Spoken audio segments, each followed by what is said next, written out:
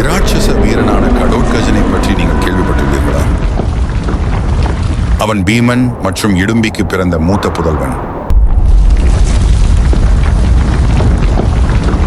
கடோத்கஜன் என்றால் வழுக்கை தலை என்று பொருள். பிறக்கும் போது அவன் முற்றிலும் வழுக்கை தலையுடன் இருந்தான். அதனால் அவனுடைய பெற்றோர் அவனுக்கு இந்த தனித்துவமான பெயரை சூட்டினர். கடோத்கஜன் பாதி மனிதனும் பாதி அரக்கனும் ஆவான். குருச்சேத்திர போரின் முதல் நாளில் இருந்தே கடோத்கஜன் கௌரவர்களின் படையை துவம்சம் செய்தான்.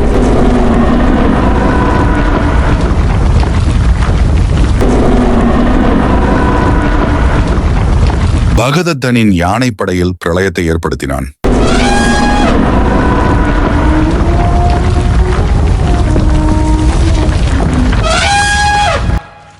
இருப்பினும் அவன் முழு சக்தியையும் வெளிப்படுத்தியது குருச்சேத்திர போரின் 14ஆம் நாளின் இரவில்தான்.